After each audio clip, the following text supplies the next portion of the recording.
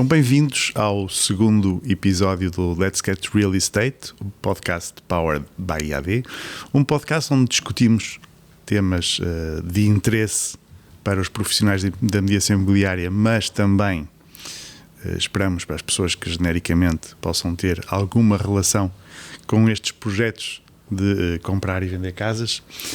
E se no primeiro episódio discutimos a inteligência artificial e a importância da inteligência artificial para nós que trabalhamos na área, e antes de mais obrigado pelo excelente feedback que nos tem chegado desse primeiro episódio, hoje vamos falar sobre intermediação de crédito, sobre financiamento, sobre taxas de juros. Tenho dois pesos pesados e não porque vos tenha pesado antes de vos sentar, mas temos de dois pesos pesados da mediação imobiliária e da intermediação de crédito. O Luís Fernandes, consultor da IAD Portugal já há uns 5 anos. 5 anos. Mas já com quase Sim, 2 já décadas. estou mais ou menos há 18 anos, 17, 18 anos. Muito bem. E particular interesse, obviamente, também sobre estes temas da intermediação de crédito. Claro. E obrigado por teres vindo. E eu agradeço também o convite. Lisboa ou quase Lisboa, não é? Sim, quase. Como ao Rui Barrada, uma cara que suponho que as pessoas que se interessam por estes temas conhecerão seguramente. Obrigado, Alfredo. CEO do Doutor Finanças, mas sempre ligado às finanças, ou quase sempre. Sim, já há uns aninhos entrei para um banco aos 18 anos, sim. Saí aos 30 e comecei a empreender nas minhas empresas aos 30, portanto já lá vão 17, quase 17, quase a fazer 47. Muito bem. Começámos ambos, curiosamente, na banca, portanto isso une-nos esse trajeto. E bom, a ideia hoje falarmos um bocadinho sobre o que é o intermediário de crédito, qual a relevância dele para um consultor imobiliário, qual a relevância dele para um cliente, que é eventualmente onde nós tiramos maior partido de um bom intermediário financeiro, mas já lá vamos. E depois também falar um bocadinho do contexto atual, taxas de juros, que eu acho que é oportuno fazermos um ponto de situação. Tivemos um ano particularmente intenso em 2023, já 2022, de turbulência no mercado, e agora que estamos um bocadinho mais tranquilos, julgo eu, podemos falar com maior distância e maior rigor, eu acho, em relação a isso. Então, desde logo, e Rui, começo por ti, o que é isso do intermediário de crédito desde logo? Como é que poderíamos definir essa profissão, o que faz um intermediário de crédito? Olha, começar por te agradecer, é para mim uma honra imensa estar aqui contigo nesta conversa, agradecer ao Luís também. Para mim é um orgulho poder partilhar conhecimento, não é? Partilhar um bocadinho isto. Olha, intermediário, como é que eu te explico? Se calhar utilizando um bocadinho, eu tenho a sorte de em 2014 ter tirado a gravata e vestido uma bata e ter dado o nome de Doutor Finanças. Portanto, para mim é mais fácil utilizar analogias que tenham a ver com a medicina. E o intermediário é o quê? Quando nós temos um problema de saúde, nós vamos ao médico e escolhemos um especialista para ir ao médico. Quando nós temos um problema com a carteira, também devemos recorrer a um especialista, não é? Daí recorrermos a um especialista que nos pode ajudar a tratar da nossa saúde financeira. Eu acho que existem dois pilares fundamentais na nossa vida. De um lado está a saúde, do outro a parte financeira. E esta ligação, uma coisa não vive sem a outra. Portanto, quanto mais nós pudermos recorrer a alguém que tem o conhecimento para nos ajudar a que a nossa vida financeira esteja melhor, também a nossa saúde também vai estar melhor. Portanto, o intermediário é alguém, felizmente, que de há uns anos para cá nós estamos a profissionalizar esta coisa de ser intermediário de crédito, não é? Há uns anos atrás qualquer pessoa podia ser, não era preciso muitos requisitos, hoje não, hoje temos quem está no mercado tem que ter uma licença do Banco de Portugal, há não sei quantos requisitos tem que ter formação para poder operar nesta atividade. O que nós fazemos é estamos ao lado das pessoas para as ajudar a encontrar a melhor solução financeira. Indo um bocadinho, outra vez à medicina, é quase como irmos a um médico de medicina geral, não é? Sim. Nós vamos a um médico de medicina geral e o intermediário tem a capacidade de olhar para aquela pessoa, pede-lhe alguns exames, não é? Pede-lhe ali, faz um check-up, pede-lhe o IRS e o Banco de Portugal, vê as receitas e vê as dívidas, e com base nesses 2 exames consegue ajudar aquela pessoa a ter uma saúde financeira mais saudável. Portanto, é alguém que está ao lado para ajudar. É uma coisa curiosa, e o Luís não me deixa mentir.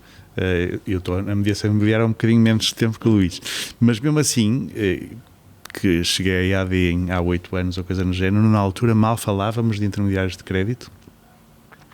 Tipicamente as pessoas iam ao banco resolver o seu problema financeiro, não é? Suponho que tu viveste a maior parte do teu tempo da mediação imobiliária a deixar o cliente tratar do assunto, basicamente. Sim, às vezes ajudávamos também, portanto nós tínhamos essa possibilidade de ajudar.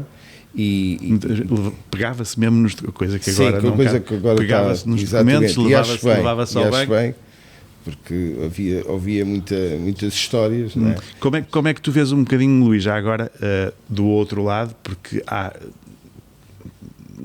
relacionas-te com intermediários de crédito. Relaciono com intermediário de crédito, com uma intermediária de crédito. Como é que tens visto, digamos assim, esta profissionalização de que falava também o... Sente-se isso? Sente-se as pessoas mais... Eu acho que é benéfico, muito benéfico, porque realmente, como o Rui diz e bem, é como ir a um médico e tratar das nossas finanças, não é? Basicamente é isso. E ir a um mau médico ou um bom médico é capaz de fazer a diferença, não é? Exatamente. Não é? Muito bem. Dentro desse espírito que é esta colaboração entre um intermediário de crédito e um consultor imobiliário, na ótica do consultor imobiliário, eventualmente o lado que eu conheço melhor, o grande objetivo é concluir a transação basicamente com sucesso e o mais rapidamente possível. Dito isto, em que é que concretamente o intermediário de crédito pode ajudar e quando é que tu dirias aos teus colegas para apresentarem o cliente ao intermediário de crédito? Ok, eu vou dar a minha experiência pessoal, não é? Portanto, eu quando chega um cliente tento saber a situação do cliente, como é que ele está em termos de intermediação, porque é assim, se chegar um cliente e dizer eu quero comprar uma casa, eu tenho que saber se é o produto de pagamento, se há necessidade de intervenção de financeira, não é? Se ele precisa de ir ao banco pedir dinheiro emprestado. E nessa situação eu passo logo para o intermediário de crédito. Portanto, tenho uma pessoa de confiança e é muito importante ter uma pessoa honesta, que trabalhe e que responda aos clientes e que analise, como o Rui diz e bem, e pronto, passo essa situação. Há um intercâmbio com o intermediário de crédito que vai-me dando um feedback, mais ou menos, olha, isto tem possibilidades de ir para a frente ou não, não é? Porque senão andamos aqui a perder tempo, não é? Do outro lado, Rui, como é que tu gostas, ou como é que o Doutor Finanças, suponho que não estejas lá hoje em dia a receber dossiês de financiamento, suponho. Até porque é tudo digital. Pronto, somos paper free há uns anos. Isso também gostava que nos explicasses, como é que funciona um bocado o circuito. Sabes que nós também gostamos um bocadinho da tecnologia, mas antes de falarmos sobre esse circuito, como é que tu gostas que te apresentem os clientes, como é que tu gostas que o consultor imobiliário te encaminhe basicamente um cliente? Agora não falamos de encaminhar processos porque não o fazemos, mas pedimos, olha, ajuda-me neste cliente, basicamente, que eu preciso fechar uma transação e ajuda-me aqui neste cliente. O Luís falou no principal ponto, que é nós quando estamos a profissionalizar as duas áreas, uma não vive sem a outra. Agora, o que está a acontecer e o que o mercado veio a fazer nos últimos anos foi a separar um bocadinho. Mesmo para o próprio cliente, é diferente quando eu estou com a emoção de comprar uma casa, que é o sonho, e tratar do financiamento. Sim, claro. Não pode ser a mesma pessoa. São coisas completamente diferentes. O ducho de água fria, não é? Vocês têm a parte boa do processo, não é? O agente imobiliário tem a parte boa do processo, que está a lidar com o sonho, está a lidar com a eu quero mudar de casa, eu quero, com a urgência. E essa parte toda emocional tem um tratamento diferente e muito mais emocional do que racional do que da parte da intermediação de crédito. Do nosso lado temos que ser mais racionais e menos emocionais. Porque é factual, é taxa de esforço, é se tem capacidade ou não para cumprir um determinado sonho. Portanto, esta divisão entre as duas coisas, o que nós sentimos é que também do lado do consumidor é uma coisa boa. Eu sei perfeitamente, de um lado eu estou a cumprir um sonho, do outro estou a ver se eu tenho capacidade ou não. De sonhar mais alto. Sonhar mais lá ou não. Depois esta parceria permite, e hoje em dia o próprio mercado funciona muito mais assim, que é, quanto mais cedo chegar o cliente ao intermediário de crédito, mais nós conseguimos ajudar o agente imobiliário. Porque imagina, é difícil viver com as expectativas das pessoas, não é? A coisa mais difícil que nós temos para fazer na vida é gerir as expectativas das pessoas. E todos nós, e em Portugal, felizmente sonhamos alto. Portanto, quando nós vamos ver casas, nós queremos ter uma melhor casa do que uma pior casa. Se eu inverter o processo e for ver qual é a minha real capacidade de financiamento, eu vou moldar aquilo que vou procurar à minha capacidade. Se eu fizer o processo inverso, que aconteceu imensas vezes, e ainda acontece algumas vezes, eu sofro uma desilusão. E eu depois acabo por não fazer negócio porque fico deprimido, porque fico chateado com o agente imobiliário, fico chateado com toda a gente, porque eu sonhei e lá vem este cortar uma sonho. É uma coisa que eu que não tenho propriamente contacto direto com quem compra e com quem vende, não, são os nossos consultores, como o Luís, que estão mais próximos, mas a mim causa-me ansiedade, verdadeiramente, cada vez que ouço falar num CPCV com uma cláusula suspensiva e eu me digo, quer dizer, eu vi aquela casa, eu disse é aquela casa que eu quero comprar e agora não respires, não é? Uma vez mais voltamos ao médico, é um raio-x super demorado, não é? Não respires. É o exame. Podes respirar. Mas ele interrompi-te, Luís. Não, ia dizer que, como o Rui está a dizer, há muitas pessoas que eu quero comprar uma casa de 150 e depois quando eu passo para o intermediário de crédito chega à conclusão que ele só pode comprar por 120. Pronto, isto... O que não quer dizer que ele não encontre uma casa brutal e poupou-se a ansiedade, não é? Mas já tem uma parte significativa e ganha poder, o próprio poder negociar. Até poder negociar, porque se eu tiver o crédito aprovado, eu tenho um argumento, obviamente, e perante o agente e perante quem está a vender, e a rapidez e fluidez, não é? Que é para nós e eu acho para os clientes também, não é? Claro, é o sonho, e o sonho quem é que não gosta de concretizar os sonhos o mais rápido possível? Claro. Portanto, exatamente. E estávamos a bocadinho a falar, porque uma das coisas que também causa algum stress e ansiedade é isso de tratar dos papéis, não é? Como é que o teu negócio, Rui, tem evoluído nessa desmaterialização também? Como é que eu sofro menos agora, se tiver que te mandar um dossiê do que há alguns anos atrás? Substancialmente menos.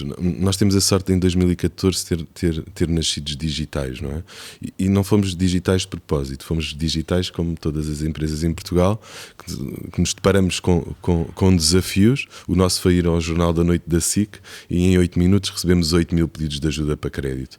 Pronto, e durante os 2 meses a seguir nós não nos víamos uns aos outros. Portanto, foi um investimento de marketing brutal. Foi um investimento sem ser de marketing, porque na altura eu mandei uma mensagem ao Pedro Anderson a dizer que tinha tirado a gravata e vestido uma bata. Ele achou piada a ideia, então levou-nos ao Contas Poupança. Isso obrigou-nos a correr rápido, porque não havia capacidade. Quantas pessoas na altura é que tinhas para tratar? 8.000 processos? Não éramos muito, devíamos ser menos de 20 e tal pessoas. Isso obrigou-nos a ligar a um amigo meu, que hoje é meu sócio e CTO, que é o João Saleiro, e dizer: tens que me ajudar, porque ele trabalhava em tecnologia. Pronto, e ao longo destes anos investimos muito em tecnologia. Nós temos 40 pessoas na nossa equipa interna de tecnologia. Nós somos considerados uma das 30 fintechs mais promissoras em Portugal, porque desenvolvemos tudo internamente, desenvolvemos o nosso próprio CRM de intermediação de crédito. Isso permite-nos hoje receber as 8.000 leads que recebesse agora enquanto estamos aqui a gravar este podcast. Todas eram tratadas da mesma forma, porque há muita tecnologia por trás. Portanto, imagina, hoje tu queres um crédito de habitação, vais ao site do Dr. Finanças, preenches uma lead, preenches os contactos, de forma automática recebes um e-mail de volta para entrar na tua área pessoal. Ao entrar na tua área pessoal tens 2 opções: ou arrastas os documentos para o sítio onde está indicado para arrastar os documentos, estamos a falar dos documentos para a compra de uma casa, que são bastantes, como sabemos, ou então pões a senha das finanças e a password, e o meu sistema vai buscar toda a documentação. Vai buscar o IRS, o Banco de Portugal, comprovativo de morada. Não só vai buscar, como lê os documentos. Não só lê os documentos, como preenche o formulário. Uau. Não só preenche o formulário, como dá scoring, dá não sei o quê. Portanto, nós temos um conceito, nós franchizámos, como sabes, o Dr. Finanças em janeiro do ano passado, e temos um conceito de loja que estamos a levar para a rua, estamos também a levar alguma literacia digital, não só financeira. Levas a loja, mas não levas o papel. Sim. Não levo o papel. Portanto, eu tenho uma sala de estar onde eu tenho um biombo com o produto, e por trás do produto tem um QR Code. E enquanto estamos a conversar, aponto para o QR Code, ponho os meus dados, dou ok a RGPD, enquanto estou a conversar o sistema está a fazer o trabalho todo por trás. Quando eu me sento à secretária sem papel, eu já sei quanto é que posso pedir, qual é a minha taxa de esforço, qual é o meu LTV, em termos de scoring, como é que eu estou, qual é a minha cotação, para depois começar a analisar qual é o banco, qual é o melhor banco para aquele caso em concreto. Ainda bem que falas nisso, porque era onde eu ia chegar a seguir. Falámos há bocadinho, Luís, dessa altura onde nós normalmente, ou o cliente ia ao seu próprio banco, ou nós ajudávamos a encontrar um banco quando começámos isto. Hoje em dia é melhor ir a um intermediário de crédito que ir ao banco, certo? Sim, claro. Estamos todos de acordo mais ou menos relativamente a isso. Exatamente. Como é que podemos explicar às pessoas qual é a vantagem de ir a um intermediário? Porque muitas vezes as pessoas, eu acho que ainda têm essa convicção de que o intermediário de crédito tem um interesse. Não é? Existe e tu tens um interesse, obviamente, porque tu ganhas a tua vida e pagas os salários da tua malta, que é muito, de facto, remunerado pelos bancos. Só que um ponto antes, eu acho que os bancos são todos bons, porque efetivamente nós vamos acabar por fazer neles. Sim. Seja no que for. Não são todos bons para as mesmas, para toda a gente. Isso. E aí é que tocaste no ponto. Portanto, os bancos são todos bons, e todos os bancos, como todas as nossas empresas, que a EAD prefere mais um perfil de cliente do que outra rede imobiliária, ou quer que seja. E o Luís também, o Luís tem a sua zona de conforto. Onde Os bancos é igual. Portanto, todos eles têm uma proposta de valor que é interessante para um determinado perfil de cliente. Qual é a vantagem do intermediário de crédito? É saber a cada momento qual é o banco que está a oferecer melhores condições para aquela situação em concreto. Aquele caso específico. E quando nós falamos naquela situação em concreto, estamos a falar de condições financeiras, spread, aquela coisa que todos nós conseguimos pagar menos, mas também em termos de aprovação. Porque há bancos que, para um determinado perfil, vou dar um exemplo, há bancos que têm mais apetite por pessoas que passam recibos verdes, e outros olham para quem passa recibos verdes. E estamos a falar de recibos verdes, podemos estar a falar de médicos, de advogados, não estamos a falar em profissões precárias. Tem menos apetite, ou o que quer que seja. Depois também, como na medicina, não é?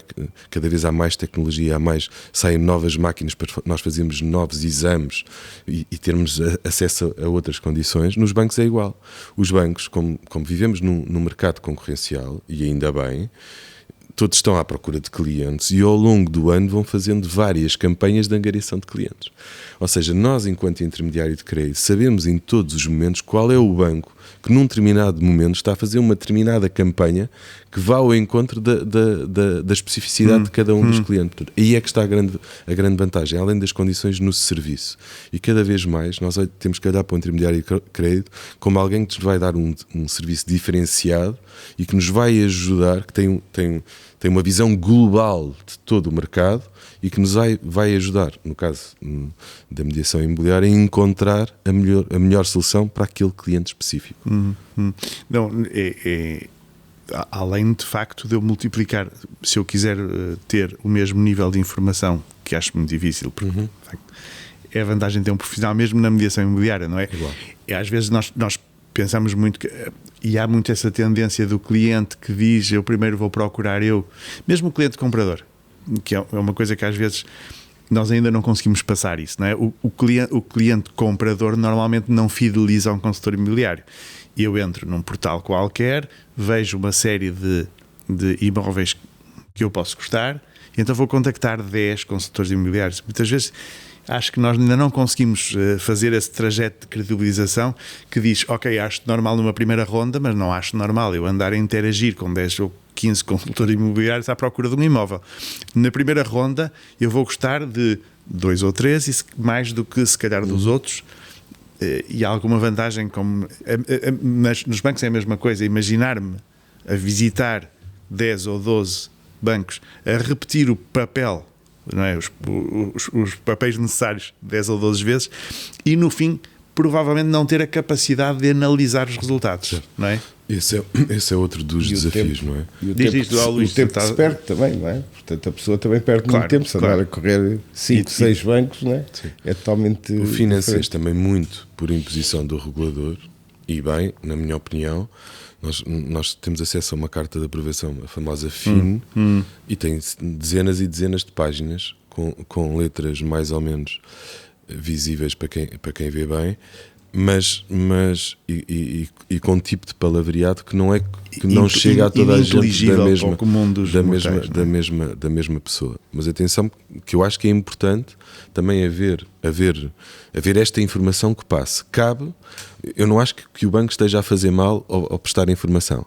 Cabe ao consumidor procurar ajuda para interpretar a informação, claro, que é o que nós fazemos, não é? Claro. Nós recebemos, quando o médico nos receita um determinado medicamento, nós vamos ler a bula. Não, vamos ao Google ver o que é. Ou vamos ler lá o papelinho que vem no medicamento. E a probabilidade de nós não percebermos nada é gigante. Portanto, se eu quero perceber o que é que vou mesmo tomar, então eu vou procurar ajuda para alguém me traduzir aquilo numa linguagem que eu perceba, para eu ficar com a consciência daquilo que eu estou a tomar. Sendo que, no caso da medicina, na intermediação de crédito ainda não estamos tão perto, normalmente, ou quase sempre, as pessoas não questionam sequer o que o especialista diz para a pessoa tomar. Voltando atrás, que também acho que é importante, todos nós temos o nosso poder negocial e todos nós vamos ao nosso banco e perguntamos quais são as condições. Não devemos é ficar por aí. Claro. Não devemos é ficar por aí. O nosso banco apresenta-nos determinadas condições e eu devo questionar. Será que são as melhores ou não são as melhores? Então vou tentar saber se existe melhor no mercado ou não. Se o meu banco me tiver a oferecer as melhores condições, então porquê mudar ou porquê fazer alguma coisa? É sinal que o meu banco me está a tratar bem. E está tudo bem, não tenho qualquer problema com isso. É uma coisa engraçada, não é? Que muitas vezes as pessoas investem muito do ponto de vista negocial no processo da casa, da transação imobiliária propriamente dita, não é? Andam ali para trás e para a frente com mais uma proposta e contraproposta e proposta e contraproposta, e depois chegam ao banco e entregam o processo e esqueceram-se de levar a negociação até ao fim, não é? Porque imagina, quando tu estás a negociar uma casa, a tua proposta de valor, o valor que está em cima da mesa, estás a falar em 5.000 euros, 2.000 euros, 10.000 euros, estás a falar de um valor. Quando falas na proposta de crédito, é muito mais. Sim. É muito mais, porque tu vais estar a pagar aquilo durante 30 ou 40 anos. Só que não é a percepção do valor. Normalmente, porque as pessoas lá são 20 euros, 30 euros. 20 euros, exatamente. Agora multiplicado por 40 anos. Muito bem, Luís, passando, porque o tempo vai passando, e passando para outros temas que eu ainda gostava de abordar, da tua perspectiva de consultor imobiliário, e como me disse na abertura deste podcast, nós de facto, desde 2022, que o mundo, no que diz respeito à inflação, taxas de juro, mudou um bocadinho, para não dizer imenso, pelo menos em relação aos anos anteriores. Em que é que se notaste e em que é que notaste a mudança de atitude, nomeadamente do comprador, que é o mais sensível à questão financeira? Se notaste, e o que é que notaste de inseguranças, ansiedades, hesitações, dificuldades em concluir as transações?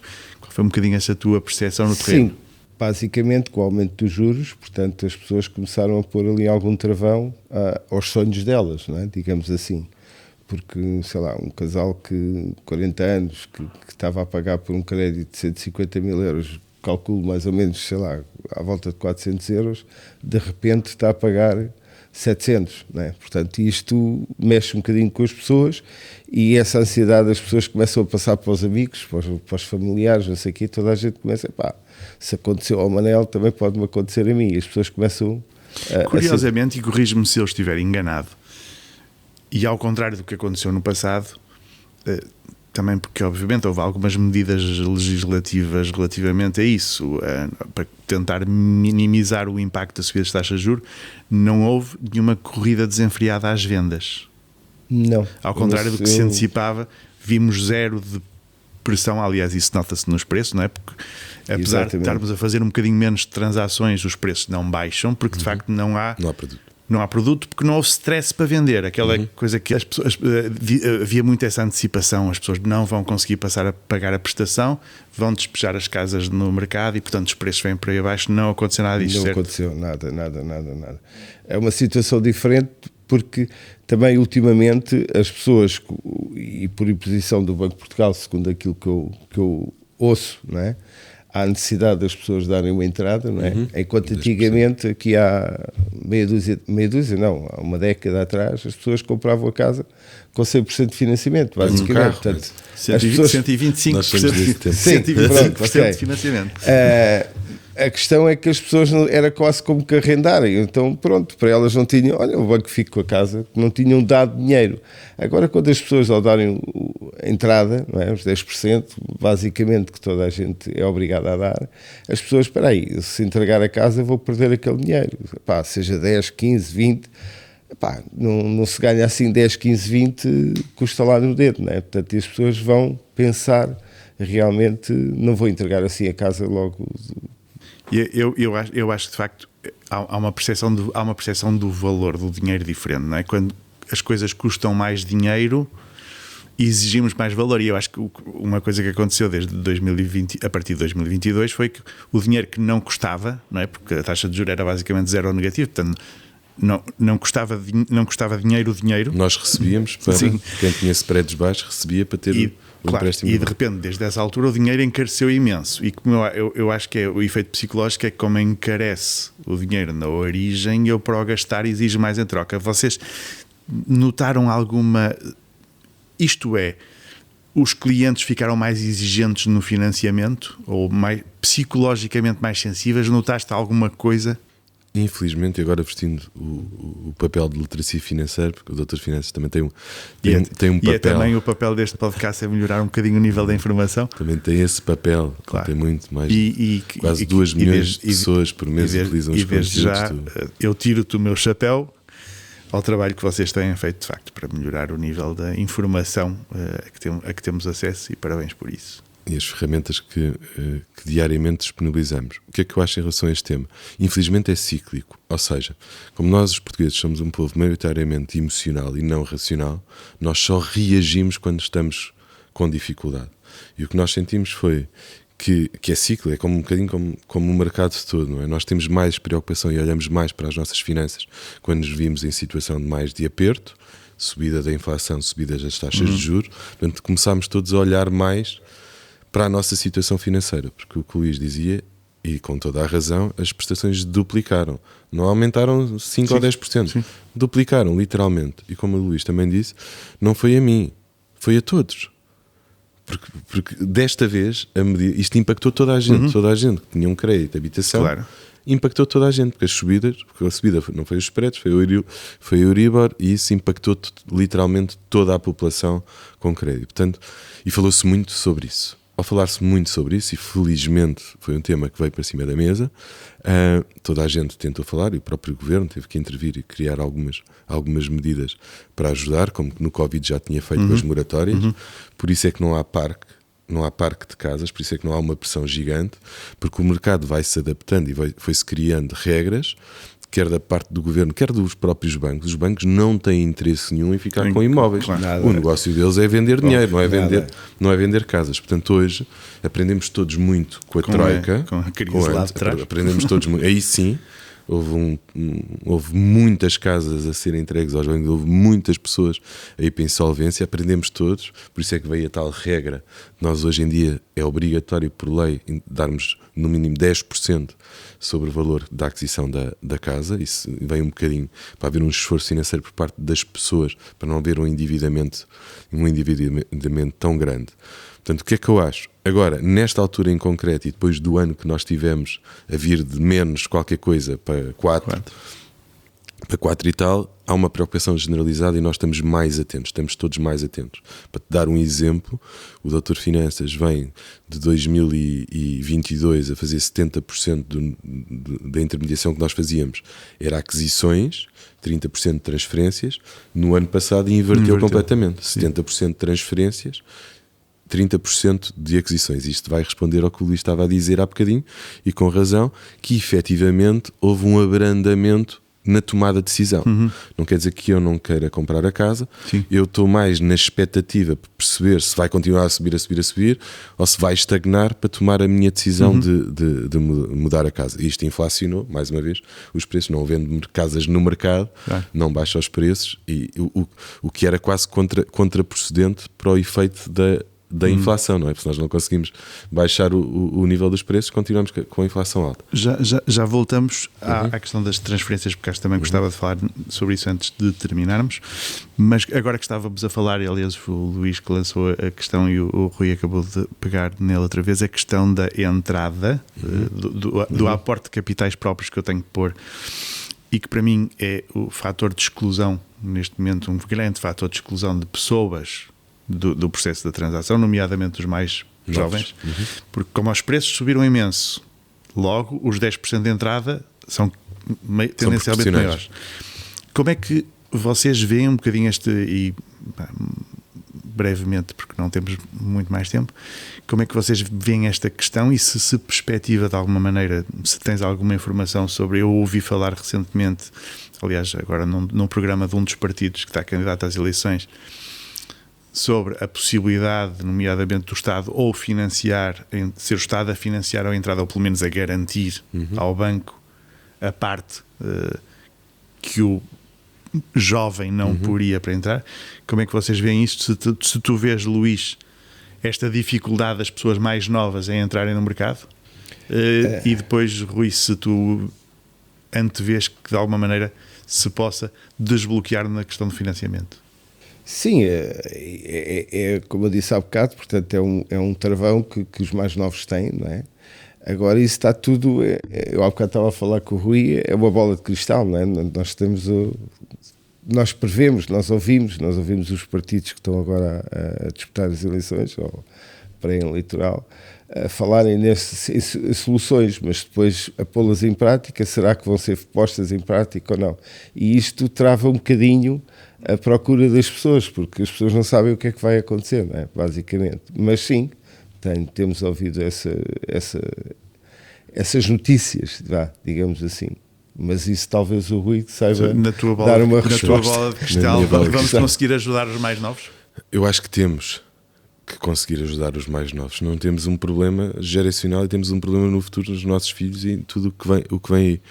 Porque não há forma hoje em dia das pessoas que começam a sua vida poderem comprar a sua casa. Mais grave, nem comprar a sua casa, nem arrendar a própria casa.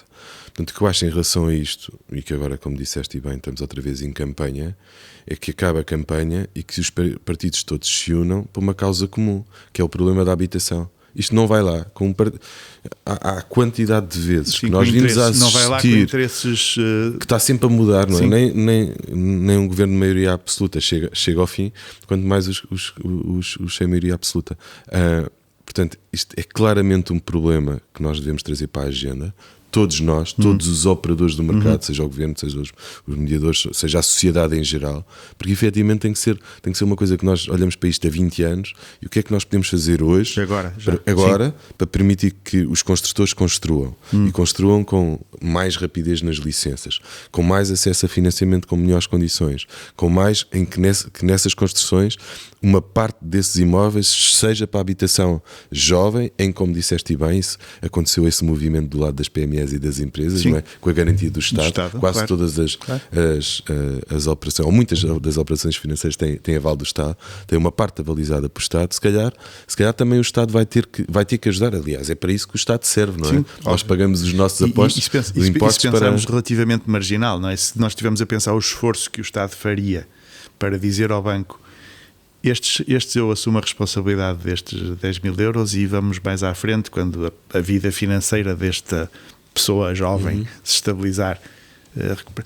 Parece-me que o impacto era relativamente reduzido nas contas públicas. Até porque nós olhamos para os bancos e hoje em dia não há incumprimento, é super reduzido. Portanto, o risco dessa operação não é elevado, porque nós somos bons pagadores. Não ia afetar o balanço do banco. Muito bem. Mas como diz o Rui, tem que todos dar as mãos, porque se andarem aqui à guerra uns com os outros, não vamos a lado nenhum. Só falar, e porque eu acho que interessa às pessoas todas em geral, como nós dizemos, quase todos os portugueses ainda sofrem de doença de estarem endividados, nomeadamente por conta da compra da sua casa. Tu disseste, o vosso rácio inverteu-se, então, entre transferências e crédito novo. Nós vemos também nos dados do Banco de Portugal valores recorde de crédito concedido no final do ano, acelerou até ao final do ano, muito por conta das transferências, não necessariamente crédito novo. Aparentemente, e voltando à bola de cristal, aparentemente a inflação está mais ou menos controlada, logo as taxas de juros podem deixar de subir. Por um lado,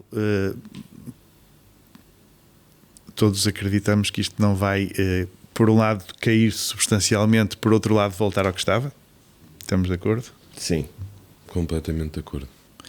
Dito isto, para quem tem um crédito à habitação agora, o que é oportuno fazer-se? Se calhar mais para o especialista, deixámo-lo para ficarmos assim com a generalidade das pessoas. E porque, como diz o Luís, muitas vezes é curioso que muitas vezes o consultor imobiliário é chamado também por um proprietário que diz: o que é que eu faço? Vendo? Não vendo? O crédito está-me a pesar? O que é que eu faço? Sim, desde logo isso também acontece. Isso também acontece. Aí é uma oportunidade de nós apresentarmos os nossos clientes ao intermediário de crédito, que é quem em última instância tem, como falávamos desde o princípio, mais informação sobre isso. Mas o que é oportuno fazer-se agora? Esperamos e deixamos como está? Mudamos o crédito para as agora tão faladas taxas mistas ou fixas? O que é oportuno fazer-se? O que é que dirias à generalidade das pessoas? Obviamente cada caso é um caso, como sabemos, e portanto o melhor é ir falar com o intermediário de crédito, mas genericamente o que é que podíamos dizer a quem tem um financiamento à habitação e que provavelmente está a pagar substancialmente mais do que há 2 anos atrás? A primeira coisa e a primeira dica é tirar o chapéu da dona inércia e querer tomar conta da minha vida financeira. Isso é o mais importante. É a tomada de decisão de eu ir perceber se estou a pagar muito pouco ou se estou bem. E isso é um dos principais problemas.